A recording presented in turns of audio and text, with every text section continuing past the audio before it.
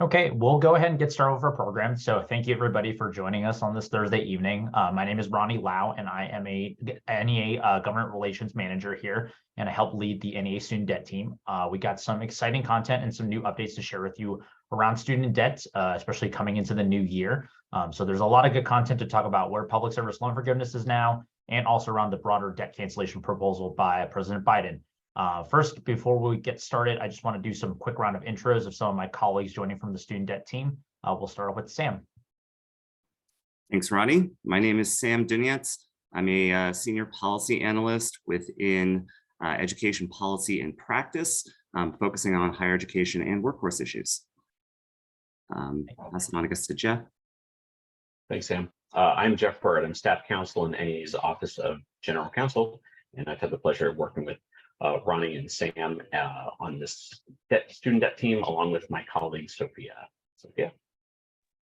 Hi, I'm Sophia Midas. I'm a law fellow with the Office of General Counsel, and I'm very grateful to have been working with and learning with Ronnie, Jeff, and Sam about student debt and all of these exciting updates.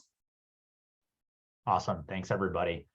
So a couple of housekeeping issues. So you may notice the chat has been disabled. So if you have any questions at any point during this duration of this webinar, please use the Q&A function. It is the best way for us to track any questions you might have of the content, and also allow us to answer them through that. And if we don't get to your question during the time of the webinar, we will be sure to answer them after the fact via email. Chances are there's a question that you might be asking that another individual might want an answer to. So we like to share those questions broadly with every single registrant on the webinar. Also as well, we also ask that you try to please hold your questions all the way to the end. There's a lot of amazing content, and from the past of us running these webinars, we do manage to cover a bit of the stuff that is filled up in the chat box or in the Q&A box. So just make sure you hold it to the end. We do have a built-in 15 to 20 minute portion at the end just to cover questions by themselves. So with that said, we'll get started. So in order to get the latest NEA resources, the latest news, webinar updates, and other resources that we have, you can text student debt, one word, to 48744, and that will ping you all the way to the left side where you see this little brief survey. And it's just an easy way to see if you're eligible to take advantage of any of the student loan options out there for forgiveness that benefits educators all around. And obviously, if you are not an NEA member, we hope you consider joining us today in our union. And you can head to nea.org/join to learn more, because collectively, the power of all the things that we are able to develop around student debt comes from the power of our members. So we really appreciate everything you do as educators out there. The next thing we want to cover is the Federal Student Aid Dashboard, or FSA ID. You can go to studentaid.gov and create the FSA ID if you don't already have one. We highly suggest that you do this because this is the only way that you can provide access to what we call the student debt dashboard behind the FSA portal. And it gives you a wealth of knowledge and information around your federal student loans and all these cancellation opportunities that we'll be talking today. In addition to that, we want to make sure that you know that your FSA ID is not the same login as your login with your student loan servicer, which you typically use to go pay your student loans. This is separate, and this is run directly by the U.S. Department of Education's website. And you also want to make sure that your FSA ID information up there is updated with your contact information, because that is the best situation for them at the Department of Education to reach you about your loan cancellation opportunities. So what is public service loan forgiveness? I'm sure many folks here on the webinar know what this is, but it's always a good chance to recap it, especially as so many of the rules and requirements have changed, most of them to the betterment of helping more and more educators qualify for forgiveness. So public service loan forgiveness, or PSLF, it was first established in 2007. And the promise of PSLF was really simple. You work full-time for a public service employer for at least 10 years. And after that, you also make 120 on-time student loan payments. The 10 years, of course, 12 payments per year. That's how you get to 120. And after that happens, fulfilling both of those criteria means you get full forgiveness for your federal student loans. Those who work in public service work for a public service employer. So all public school districts and public and nonprofit higher education institutions are eligible. And we like to emphasize that your job title doesn't matter. So teachers, ESPs, CISP, all of you guys are eligible. It's about, again, where you're employed, not what your position is. But some brief history, unfortunately, until 2021, the program had been denied had denied over 90% of applicants. So NEA went into strict advocacy mode and made sure we got some changes for this to improve this for our members and educators out there.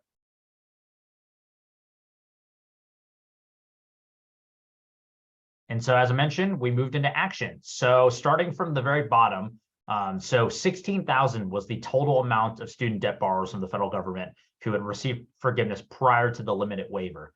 So as I mentioned, it was established in 2007, PSLF was, and then 10 years later was the first set of folks that could apply in 2017.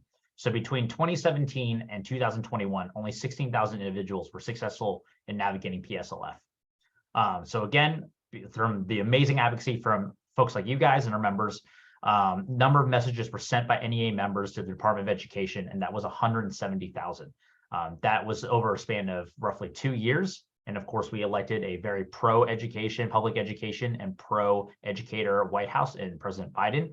And he moved into action to develop something called the PSLF Limited Waiver. And so 360,000 individuals in this short year time frame had received forgiveness based on this limited waiver that the president instituted. There's also estimated that 1 million borrowers either received forgiveness or were closer to forgiveness because of the limited waiver. And then of that 360,000, $24 billion was discharged through loan forgiveness because of the limited waiver. And that number keeps going up to this day.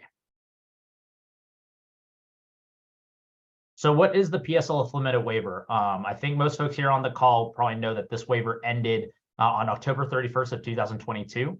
And here's a list of all the different rules. On the left side, you'll see what the old rules were for PSLF and what the temporary changes of what the waiver was. So of course, as I mentioned, a lot of folks didn't qualify for PSLF because of a number of different caveats.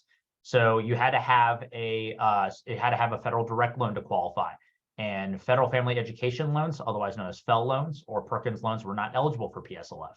Well, the waiver changed that, and those loans and payments towards those loans counted towards the 120. They were consolidated into a direct loan. Payments in a non-income driven repayment plan also counted towards the 120. You had to be on an income driven repayment plan to start accruing for that 120. And so the waiver counted also payments outside of IDR plans. Late and partial payments do not also count towards the 120 payments, and they also counted that during the limited waiver timeframe. And borrowers who consolidated their student loans, folks who had FFEL and Perkins that needed to consolidate to even start making progress for PSLF, or some folks that had direct loans and were told wrongly to consolidate. Well, you would lose all your payments, and so prior to consolidation, you'd go right back to zero. And the temporary waiver also made sure that it counted those prior payments pre-consolidation. And some folks on this call may have also taken advantage of teacher loan forgiveness, which is a separate federal program for providing loan forgiveness to teachers. And those years of employment used for teacher loan forgiveness do not qualify for PSLF. And the limited waiver gave a relief to that and counted those years as long as somebody was in repayment during those years used for teacher loan forgiveness. And if you don't believe us, here are some NEA members who successfully navigated the PSLF waiver and got a ridiculous amount of debt forgiven. So we have Nikoji Smith and Erica Carpenter. They're both from Southfield, Michigan, and they're both K-12 educators. They're longtime friends, and they were on track to have their loans forgiven in 2028 without the limited waiver. And they received the shock of their lives in January 2022 when they got both of their debts forgiven thanks to the PSLF waiver. They got $260,000 and $250,000 in debt forgiveness. So $500,000 in debt forgiveness is truly amazing. And now they're just so excited to be able to do what they can do without having that debt on their shoulders. At the bottom here, you'll see Jamie Walker Salas. She is an educator in Davenport, Iowa, and she's an equity innovator there for Davenport Community Schools. And she had so much frustration navigating the PSLF process. You know, I'm sure many here kept paying and they just never see movement in their debt because of the ridiculous interest that's associated with it. And of course, the low wages that are associated with the education profession. But she got 100,000 forgiven thanks to the PSLF waiver. And you'll see there on the bottom left, she got to share her story about how amazing that was with Secretary of Education, Miguel Cardona, who invited her to go share her experiences about it. So who specifically is eligible for PSLF? First, you have a direct loan, like I mentioned, or you can consolidate into a direct loan from your FFEL loan, Perkins loan, or Parent Plus loans into a direct loan. Again, after you do that, you must be enrolled in an income-driven repayment plan.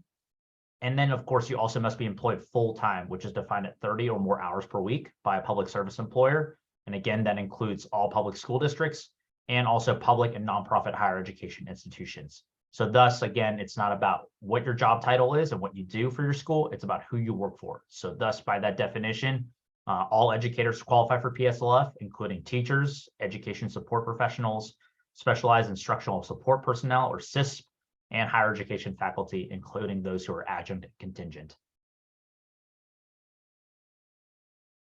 And so how do you apply for PSLF? So you will need to submit an application for each of your qualifying employers. So if you worked in a 10-year plus span, you'll need to make sure that you submit a qualifying application for each of the employers that you work for. You can complete a PSLF application form in a number of ways. The first way is you can do it on the PSLF help tool on the studentaid.gov/PSLF website. That's just on the Department of Education studentaid.gov website. And if you are an NEA member, you can also visit NEA Student Debt Navigator at neamb.com/savvy. Savvy is a company that we have contracted out with to help our members navigate through this difficult process. And it is a free benefit to you as part of your NEA member benefit as a member of this union. And you can do that by going to that link right there. And in order to submit a PSLF application, you upload the completed form. So if you use the help tool, it essentially spits you out a completed form, kind of like TurboTax essentially, and you'll submit it to Mohila through that link below. Mohila is the student loan servicer that is currently managing the public service loan forgiveness program. So that's why you upload it to them. And if Mohila is not your student loan servicer, you have to mail or fax the form to Mohila according to the directions of Section 7 of the form. If you do file with Savvy, however, though, Savvy will help you mail that or submit it themselves. So you won't have to do that process. So this process is only limited to the help tool format. And now I'll pass it on to, actually, no, I got to keep going here. So there's another thing here that we're really excited about. So as I mentioned beforehand, the October 31st date was the end of the PSLF limited waiver. And a lot of folks may have not applied to it. Obviously, a lot of folks are still in the waiting hold right now, waiting to see if their application gets approved based on applying prior to that deadline. But the Department of Education essentially announced this thing called the account adjustment. And it's essentially kind of like a soft extension to the PSLF waiver. So if you didn't apply for PSLF during the limited waiver, don't worry. Public service loan forgiveness, simply put, is still here for our educators. Simple as that. The Biden administration will help you get closer to your 120 payments by automatically reviewing your payment history and counting more payments as qualifying. So the one-time account adjustment will count more time towards public service loan forgiveness, like late and partial payments, payments made under any repayment plan, not just income-driven repayment plans, payments made under Parent Plus, FEL, and Perkins loans before consolidation. Again, those three different types of loans that aren't direct loans that aren't considered for eligibility for forgiveness. And months also spent in extended forbearance. And that's defined as 12 plus months consecutive or 36 months total, just cumulative together. And so a lot of that might sound familiar to the limited waiver that we just mentioned here. And this is just another opportunity for folks to take advantage of public service loan forgiveness if they did not apply before the limited waiver deadline. And in addition to that, so let's walk about everyone's specific scenarios. So if you're a federal direct loan holder, the account adjustment will occur automatically on May 1st of 2023. So you don't actually have to do anything if you have federal direct loans. And when you apply for PSLF, either before May 1st or after, once they spit you back the form and tell you what your forgiveness status is, your payment count will be automatically adjusted. They're just going to do it on the back end. So you'll see an actual full encapsulation about what exactly your payment count will be. Now, if you have a FEL or Perkins loan or a Parent Plus loan, you will need to apply for consolidation, a direct loan consolidation on the Department of Education website prior to May 1st of 2023. So we have a little under 5 months for you guys to do that right now. And once that consolidation is complete, your payment count will be adjusted once you apply for public service loan forgiveness. Okay, now I'll pass it on to my colleagues. I'll pass it on to Jeff here to talk about the President's Student Debt Cancellation Plan. Thanks, Ronnie. So going back to August of 2022, we remember we're all waiting with excitement as the president unveiled the student debt cancellation plan. This had several components, including the broad scale cancellation of up to $20,000 in federal student loans. So this was a culmination of much advocacy from NEA and our partners over a lengthy period of time. It wasn't everything that we were looking for, but it was more than any administration has done in the past. So just to review the details of it, although you may be very familiar with it by now, the plan called for the Secretary of Education to cancel $10,000 of federal student loans for all borrowers meeting the income thresholds you see here, earning under $125,000 for individuals and under $250,000 from those who are married or who file as head of household. And then for individuals who had financed their education or received Pell Grants in their undergraduate days, there'd be an additional $10,000 in cancellation. So again, not everything we were looking for, but still just really a remarkable advancement in the fight to address our student debt crisis. But as expected and as anticipated, even before the announcement came, lawsuits and legal challenges started popping up like popcorn around the country around the middle of September. And at first they got a little bit of a slow start. People really were trying to make a name for themselves by filing lawsuits, even if they didn't really have an interest in prosecuting those lawsuits. They wanted to grab the headlines. But some were, in fact, pushed very aggressively. A case out of Texas and another case out of Missouri in particular were zealously prosecuted and worked their way quickly through the courts.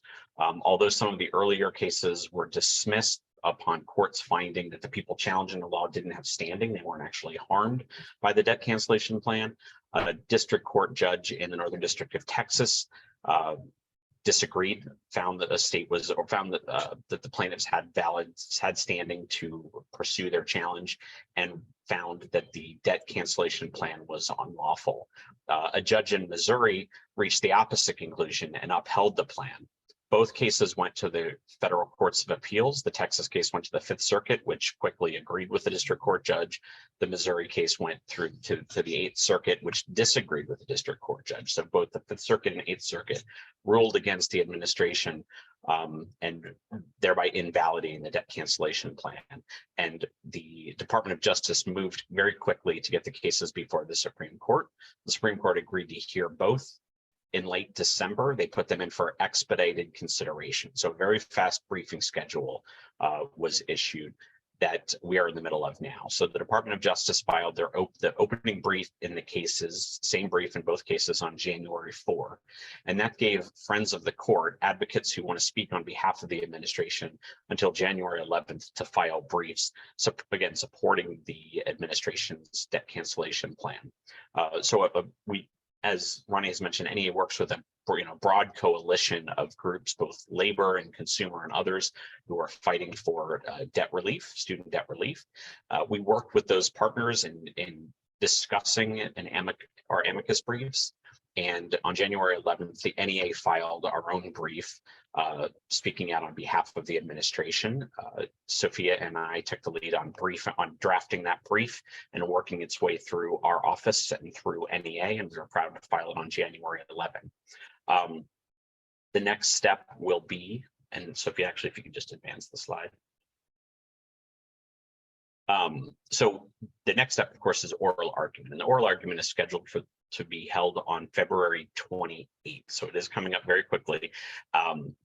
And we are working with our coalition partners to plan what we hope to be a very large and positive rally on the steps of the Supreme Court to speak out in favor of the Biden administration's plan. There will be many wonderful speakers, including NEA's own president, Becky Pringle. If anyone is in the region and has an inclination to do so, we would strongly encourage you to come by. We really do think it's going to be a very positive morning of advocates who understand that bringing debt relief to the public is so critical, and the debt cancellation plan is one critical component of the larger movement that the administration is in the middle of, that Ronnie has already been summarizing. So if you're interested, We will have a registration available in the coming days, and we will widely distribute that. But please feel free to join us as members of the NEA and or potential members of the NEA. And I say that quite purposefully. If you are not currently a member, this is I just can't reiterate enough what Ronnie said, which is that this is how we are, one of the many ways that we are fighting for you. And so we would love it if you would join us, join your local, join your state association, and join NEA. And on February 28th, join us on the steps of the Supreme Court as we remain positive and optimistic that the court will see through these legal challenges and uphold the administration's authority to cancel student debt.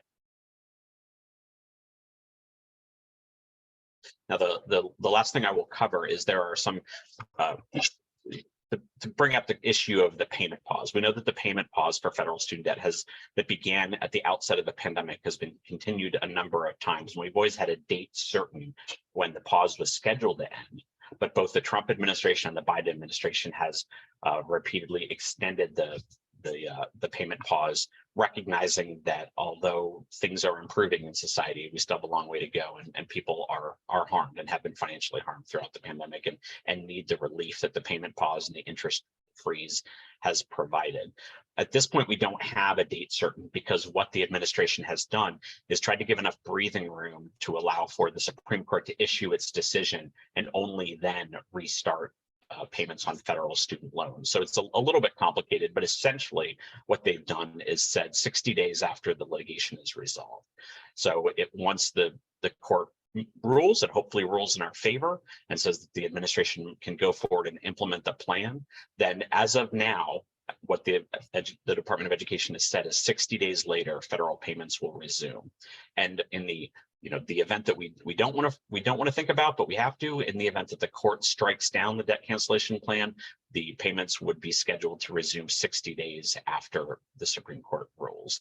So if it waits till the end of term, which is June 30th, then that would put a restart date as of August 29. Now, of course, the administration could change its mind, could change this timing, and if it does, we will be of course, getting the word out as best we can about when the payment pause will end. But as of right now, it seems like the outermost date would be August 29 because of course the Supreme Court doesn't have to wait till June 30 to issue its decision. It could do so at any time. It may be a May decision, in which case that would start the clock on those 60 days. So we will provide more information as we get it.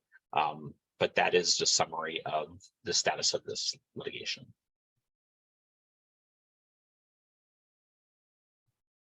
Okay, with that, now I think we're tossing it to Sam. Thank you, Jeff. So we're going to take the conversation in a slightly different direction and talk about some new proposed regulations that the Department of Education released just a few weeks ago. Earlier this month, they released a notice of proposed rulemaking that creates some significant changes to the income-driven repayment program under the revised pay-as-you-earn program, also known as REPAY. Among the many changes that it would include would cut in half the amount of discretionary income collected from monthly payments for undergraduate loans from the current amount, which is 10% of discretionary income above the threshold, to 5%, which for many borrowers will be a significant change in terms of how much they're paying every month. It would also shorten the amount of monthly payments to receive forgiveness. Currently, IDR programs forgive balances after more than 20 years, regardless of the amount borrowed. Under the new program, forgiveness could occur in as little as 10 years for borrowers who have loans of $12,000 or less. Every additional $1,000 borrowed above that amount would add 1 year of monthly payments to the required time a borrower must pay before receiving that forgiveness. No borrower would be required to make payments for more than 20 years if they have only undergraduate loans, or 25 years for borrowers with graduate loans. With current IDR plans, many borrowers who make monthly payments actually right now see their total debt increase at some point due to interest charges. I think Ronnie talked about that a little while ago as well. This creates kind of significant psychological challenge as well as a fiscal one, with potentially contributing to some borrowers even more likely to default. One of the major changes proposed is that any interest above the monthly payment amount will be waived. Borrowers would never see their total balance increase due to interest for loans under this plan. And for many people, this is really, really big deal. The monthly payment is based on the amount of calculated discretionary income for family size, which the current guidelines based on a figure of 150% of the federal poverty guidelines. This proposal would raise the amount of that income protected to 225% of the guidelines. Since monthly IDR payments are calculated only on income above that amount, this would help lower payments for many individuals, especially lower income individuals, and could actually have many people who would be paying $0 for their monthly payments. The proposal also gives IDR credits for certain additional deferments or forbearances that were not previously covered, like military deferments, cancer treatment deferments. It would also allow borrowers with some other deferments to make catch-up payments so they can retain their IDR schedule.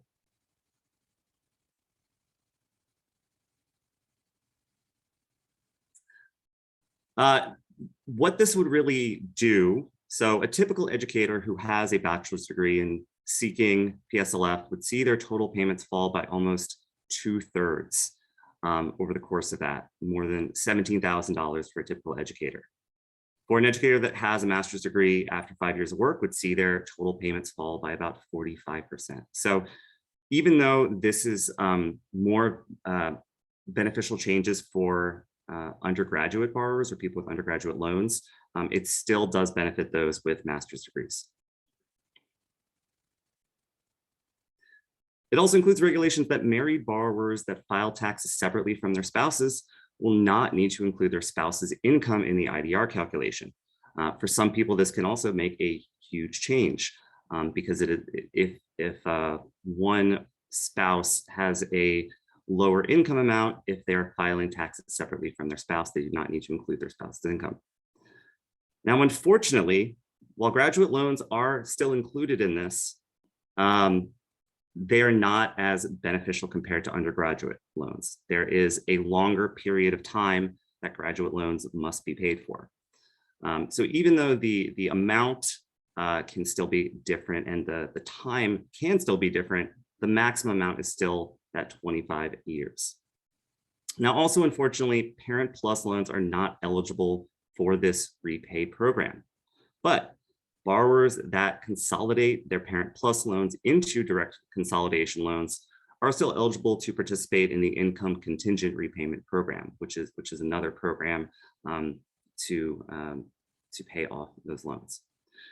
Now, NEA will continue to advocate for the needs of educators and their families with these programs, and will obviously update you all as a result of that.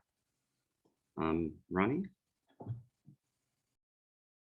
Should pass it on to Sophia here to close this out. Of course.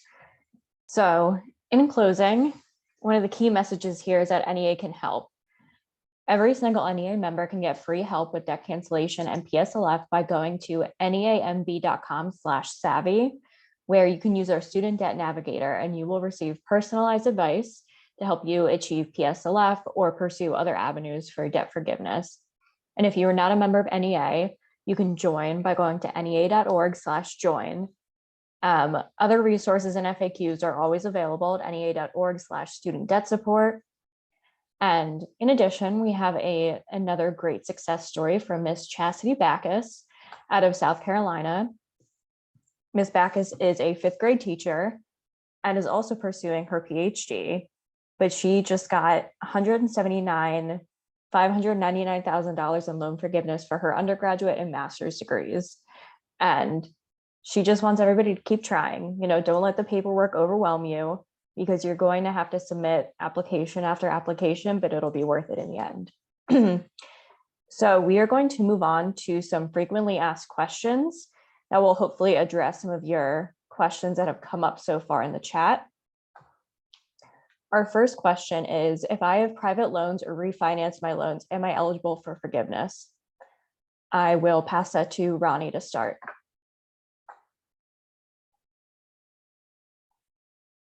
Sorry, I lost my mouse button there to unmute. So unfortunately, no. If you have private student loans or refinance them to a private lender, you cannot get forgiveness for any of these programs that we mentioned, either public service loan forgiveness or the binding cancellation plan. Unfortunately, how it all works, it's incredibly complicated for the federal government to forgive loans that they don't physically hold. That's why some of these programs work the way that they are, and they forgive the debt of only the federal student loans that are created by the Department of Education. So the following types of student loans that are not eligible for PSLF or other federal debt relief programs include state student loans, so loans that originate from the state that you are currently residing in, loans from a bank or a commercial lender, or also refinance, or they sometimes also use it as consolidated, which creates confusion, of course, because we talk so much about consolidation here. But when you consolidate your loans with a private bank, that is essentially refinancing. And those loans are owned by a private bank. SoFi is a company that's really popular that does this kinds of stuff, a credit union or a state student loan authority. Those loans are held privately and at a private institution, and again, cannot get forgiveness. Thank you, Ronnie.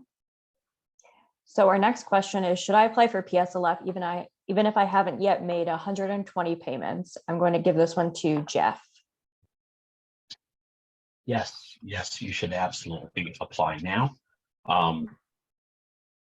The idea of applying is a bit of a misnomer. The idea is that you're kind of getting your application started. You're getting your application in so that it can be processed, but you have to kind of continually apply with each job to update your payment count. So if you switch jobs, you want to get an application in from your prior employer and you want to get one in from your current employer. And in fact, we advise that you submit a form annually, even if you don't change employers, just to keep updating your payment count so it's being processed. You're not required to do so, of course. So don't wait till the end. Make it easier on yourself by kind of capturing those periods of time as you go along, and then you'll know what your status is. And the information on how to complete a PSL application, Ronnie covered it, is also here. Just to reiterate, you can go to the help tool, which is a very easy and straightforward application process. And if you're an NEA member, and particularly if you're an NEA member with individual questions or you're facing some problems, you can use our Savvy tool that is available to you for free for 1 year. Great, thank you, Jeff. Next, we have, do the years of public service have to be consecutive to count for PSLF? I will have Sam answer that.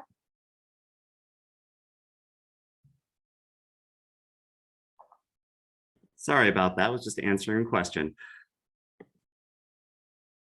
Well, you're on. Thank you. What was the question? Do the years of public service have to be consecutive to count for PSLF? Right. So the answer is no, right there. As long as you work full-time for qualifying employers for a total of 120 months, you can be eligible. And as we mentioned earlier, there are some other changes that can allow that to count. Great, thank you. You can go back to answering everybody's questions that are coming up in the chat. This question is for Ronnie, and this is a very popular question. Do Parent Plus loans qualify for PSLF? So I'm really happy to answer this question in a much more positive fashion than we have in the past. In the past, it was like a maybe, but the easiest way about it is that they don't qualify directly, but you can consolidate them now to qualify, especially with the adjustments they've done with the IDR and PSLF account adjustment that I mentioned earlier. And so here we'll have specifics about how you can walk through that. So a borrower or a parent with only Parent Plus loans, so say you don't have any other type of federal student loan, FEL, Perkins, or Federal Direct, you can consolidate them into a Federal Direct qualifying loan, or direct consolidation loan is what they're called. And previous payments of those Parent Plus loans will count towards public service loan forgiveness, as long as you apply for consolidation before May 1st of 2023, so that you can take advantage of that account adjustment that we had just talked about. Now, if you are a borrower or parent that have your own direct loans, aka your own direct loans for your own student loans, and also Parent Plus loans that you've taken out on behalf of a child, you can also still consolidate those loans together to get forgiveness. And then previous payments on those direct loans and Parent Plus loans will count towards PSLF, as long as, again, you'll consolidate and apply by May 1st of 2023 to, again, take advantage of the account adjustment. So consolidation is the key here. That's a great explanation. Thank you. And our next question is in the same vein. How can I find out the type of my student loans and if I need to consolidate? Ronnie, if you would just like to continue. Yeah, sure thing. So the FSA ID that I mentioned earlier lets you have access to your student debt dashboard. And of course, you'll need that to apply for public service loan forgiveness in the first place. So you can go to studentaid.gov/aid summary with your FSA ID. After you log in, you can go into your aid summary and hit the loan breakdown section. And then there'll be a list of each type of federal student loan that you have. And what you're looking for in the view loan section after that is these keywords at the bottom. So you see direct, that means you have a direct loan. If you have a federal family education loan, that is standard for FFEL, that's a FFEL loan. So if you have a FFEL loan, you need to consolidate before you apply for PSLF for that to qualify for forgiveness. Perkins loans are denoted by Perkins, and same thing as FFEL, you have to consolidate to get forgiveness on those loans. And Parent Plus are indicated by Parent Plus, same as before, you also need to consolidate. So if you have any of those type of loans that don't say direct, you'll need to consolidate those loans on the Department of Education website through the direct loan consolidation application. And then after that, you apply for public service loan forgiveness to proceed with that whole process. Great, perfect. So our next question is, how do I know I'm on the right repayment plan for PSLF? Sam, why don't you take this question? Sure. So all existing IDR plans are eligible. So it includes the repay plan, both the current one and the changes that have been proposed, the pay as you earn plan, which was the previous version of that, and then income-based repayment and income contingent repayment. All of those would be eligible for PSLF. Great. And we have a question in the chat that I think would be good to address now. They're asking if there's ever some kind of lower monthly payment available. Could you advise on kind of the process for choosing it and how do you go about choosing your IDR plan? Yeah, so as I mentioned earlier, these proposed changes may alter kind of these guidelines, including having the calculation for the monthly amount not require you to recertify every year. So that currently for at least most of these IDR plans does require some type of recertification of income levels. You can always go through the process to use your current income level and recertify. Some of the income contingent repayment, income-based repayment under the new guidelines that were released may not be accepting new, enrolling new people. It will be basically slowly phased out, just like the pay as you earn, I should say. Great, thank you. And to add to it, if you go to studentaid.gov and you log in with your personal FSA ID, that is where you can explore all of the different IDR plans and create an application to be submitted to your servicer. Okay, we're going to move on to the next question. Yep, that was all there. Great. What about teacher loan forgiveness? I will have Jeff talk to us about teacher loan forgiveness. So unlike the good news about the Parent Plus loan, unfortunately, there's some not great news about teacher loan forgiveness.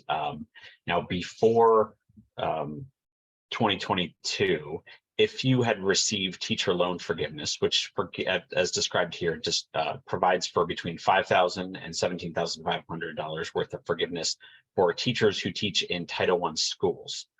So prior to last year, if the time that you spent in Title I schools, or based on that time you received forgiveness under teacher loan forgiveness, you could not use that same period of time for purposes of PSLF, of qualifying for loan forgiveness.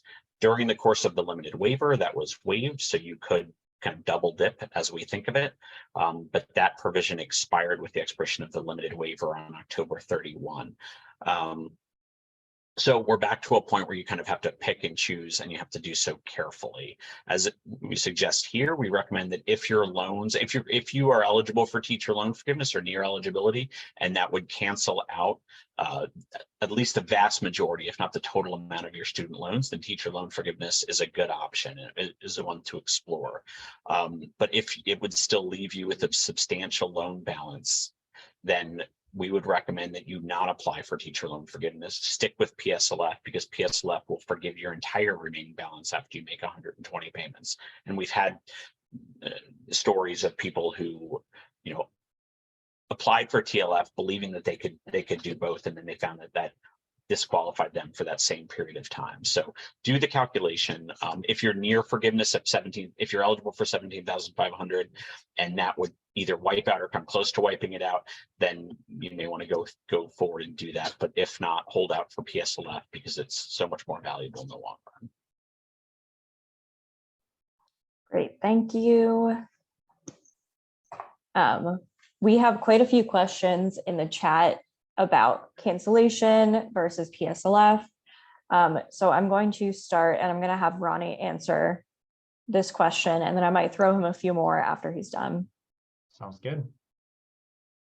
So will President Biden's cancellation plan, once it goes into effect, affect your eligibility for PSLF? And the simple answer is no. If you apply for cancellation, if say the Supreme Court ends up ruling in favor of it, letting it go through, it will not. So you can be able to take access for both programs, get some immediate relief, whether it's 10,000 or 20,000 debt forgiveness, and then get the remaining balance after that for PSLF. So it's pretty key for you to apply both if and when that comes available. But it doesn't hurt for you to apply for PSLF now, because you probably will be waiting for a little bit to get PSLF in the first place. And if the cancellation plan goes through also as well, you can get some immediate relief. It's great. But we'll also say that if you do have outstanding debts, either around 10 or 20,000, and you know that you've received a Pell Grant or not, if that amount covers all of it, you obviously won't need PSLF after that. Great. So we have a question from Dawn W, who asked if I filed for PSLF and received a response saying that my application was rejected due to the litigation. Do I need to reapply? So the litigation should have nothing to do with public service loan forgiveness. So if that rejection letter was likely, I would assume, due to the cancellation plan. So with that said, I think we'll need a little bit more information on that, but I think generally based on what you told us, the cancellation, if they're referring to the litigation plan, should only mean about the cancellation opportunity, not public service loan forgiveness. Perfect, thank you. Okay, our next question, which I will have Jeff answer, is about tax liability for cancellation. Thanks, Sophia. I was trying to sneak in one more answer on the Q&A. So the simple answer is this: is for PSLF, you will not be taxed on that amount. Not under federal, not on your federal income taxes or your state income taxes. The debt cancellation plan, the $10,000 to $20,000 cancellation plan, is a little different. Most states, and it gets a little complicated as to why, but most states follow IRS regulations and federal law on an exempt the amount of that cancellation, that up to $10,000 or up to $20,000 amount, is not included in your taxable income. However, that's a state option, and the states that we have listed here, these 7 states, have not opted to conform to the federal regulations on this, the IRS regulations. We can tell you that California has, their officials have come right out and said, there's no way we're taxing this, we're going to fix this. They seem to be close to doing so. We believe that Minnesota is also, it's a little question I have about whether or not they're going to let this go or not, but it looks like they might, and we suspect that these other states, the debt cancellation amount will in fact be taxable. However, the good news is there's 2 pieces of good news. Number one, if you receive a full $10,000 in debt cancellation in most of these states, I think the highest amount that would be taxed is you'd have an increased tax bill of from these states it's like $550 to $600. There may be one outlier that's a little higher than that that's slipping my mind. But given that you're looking at $10,000 of cancellation, no, it's not fair that this amount would be taxed. But it still is kind of a small amount relative to the benefit. And the second is if there is that you haven't received this yet, even if you're a person out there who's one of the 16 million people who already have an approved application, or broadly one of the 25 million who submitted an application. You didn't receive that cancellation yet, so you're not going to be taxed on that for your 2022 tax year. You would be taxed on it for 2023, which you would file and pay in 2024. So that's not happening right now. Of course, that's the bad side of the whole program being on hold. While I'm answering this question, I just want to, there's a number of questions in the chat, and I think we've said this, but I just want to reiterate the fact that the application process for this debt cancellation is on hold. It was only open until November 11. At that point, when the case was going to the Supreme Court, Ed shut down the application and kind of put that on hold. So 25 million people had applied. 16 million of those applications had already been processed. They're working at a much faster clip than under PSLF because it's a much more streamlined process, and we hope that opens again after the Supreme Court rules in our favor. Once the Supreme Court does, and you hear how optimistic I'm being here, then they will reopen the application process, and you would be able to apply at that point if you haven't had the opportunity to do so. But right now, while you can continue to apply for PSLF, the application for the debt cancellation plan is on hold. So if you haven't applied, you're gonna have to just kind of sit tight, keep your fingers crossed for the Supreme Court, and then you'll be able to apply at that point. Great, thank you so much. That is our last frequently asked question, but we do have quite a few questions coming in from the Q&A function, and we're going to spend about the last 15 minutes of our webinar answering those. The first one concerns adjunct faculty. This question says that the IRS rules mandating full-time benefits for instructors teaching 30 hours led to their hours being cut by colleges. So most adjuncts now do not work 30 hours or more. Is there anything happening with respect to PSLF that is going to fix this for our adjunct faculty? Ronnie, could you talk about this? Yes, thanks, Sophia. And I apologize to this member. I unfortunately moved it into the done pile, which is why that happened. So thank you so much for re-entering it into the Q&A box for us to get to this.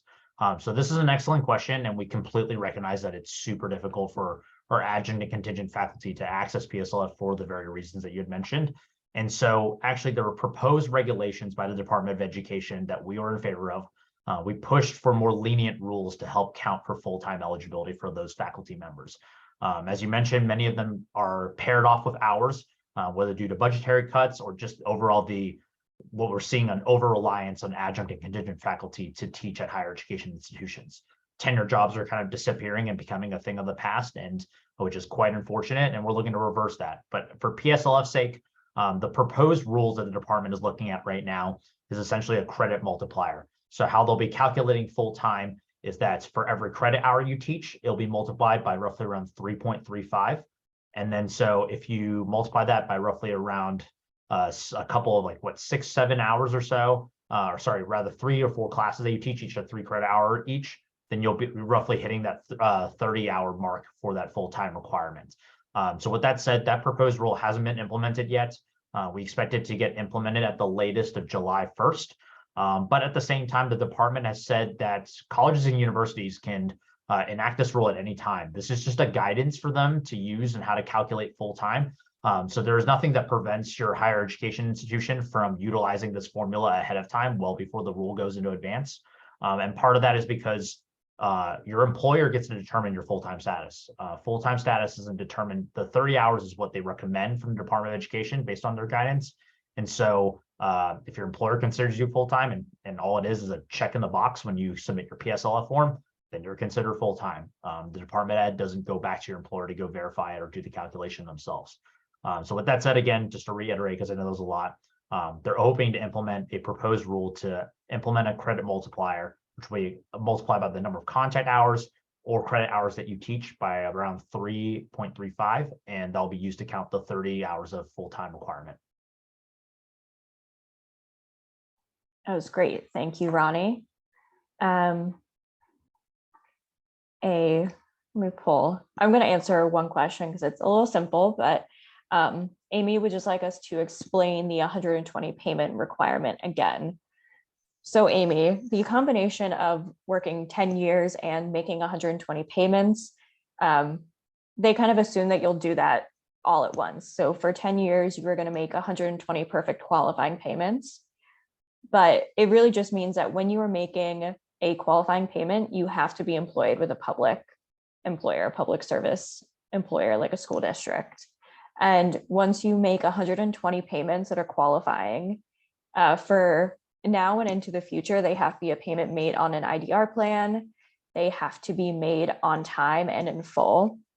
Looking backward, the Biden administration has introduced a lot more flexibility. So they're going to consider payments that weren't made on an IDR plan, payments that were partial, late, were missed. And once you hit 120 qualifying payments, which can be done in 10 years and may take some borrowers longer, then your remaining balance will be canceled. So hopefully that answered your question. And if you have any further questions, you can drop them in the Q&A. We have a follow-up question about privately held FFEL loans and consolidation. Sam, are you available to answer some questions? Yes. Okay. So this borrower has asked, from my understanding, even if you have a privately held FFEL loan, as long as you consolidate it into a direct loan, you are eligible for PSLF. Is that true? Actually, Ronnie, can you take that one real quick? Yeah, sure thing. So this was about whether you have a commercially held FFEL loan or Perkins loan, right? So the difference is, and this is an excellent question because this is kind of like a weird like middle ground area. So essentially FFEL loans are FFEL loans and commercially held FFEL loans are FFEL loans, but it's being held by a private bank. So that's where the confusion happens for background for other people. And so you might go on your studentaid.gov dashboard and see that you have a commercially held FFEL loan. So that means it originated from the federal government, but a private bank or an institution of higher education currently actually holds that debt. So when you're repaying back that debt, the debt doesn't go to the department or the federal government, it goes back to that institution. So with that said, it's still a federal program though, however, despite being held by a private bank. So the way of how you qualify for those is the same way you treat it like regular FFEL loans. You still apply for a direct consolidation application, you consolidate into a direct loan. And then after that, you can still apply for public service loan forgiveness. So that is kind of the one exception. And that's because even though it's being held by a private bank or an institution, it's still a federal program. So that's why it's eligible for forgiveness. And once you consolidate, essentially that those dollars of that debt go back to the federal government is how that works. Perfect. Thank you. All of our presenters are very busy answering some individual questions in the chat. So I'm going to take a few for myself. We are running low on time. So I'm going to start with Heidi Bacon's question. How are faculty hours who are on a 9-month contract counted regarding your 10 years and 120 payments? Ed is very familiar with the 9-month contract system. They understand that you are working full-time for that year, regardless of the fact that you are not technically working for the 3 or 4 summer months. So that is not an issue. You are still technically working for a full year and making your 120 payments. The next question I wanted to address was somebody who submitted an application in October 2022, right before the limited waiver ended.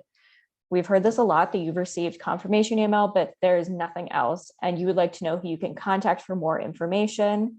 And the only person to contact is MOHELA. The best option is to call them. They have a collect service number that they have on their website.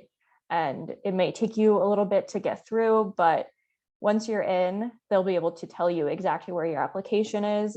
And we also highly recommend creating your online account with MOHELA, so that way you can follow your application status online and not have to call in constantly. Another question is, because cancellation was paused, should I apply for PSLF in the meantime? Absolutely. We still don't know where cancellation will fall with the Supreme Court considering it, and PSLF will always be there. The other question that this borrower had was, what happens if you retire from public service before finishing 120 payments? Unfortunately, you cannot receive public service loan forgiveness if you apply when you are retired, because one of the requirements in the regulations is that you are currently employed. In addition to being employed while you're making your payments, you must also be employed when you apply. So we highly recommend that educators who are planning to retire soon get all their PSLF applications in and have a chance to make sure that they've hit 120 payments and have made all of their applications submitted before they retire. Let's see. Got a few more minutes. I have a question for Ronnie to answer live if he is available. Yep, go ahead.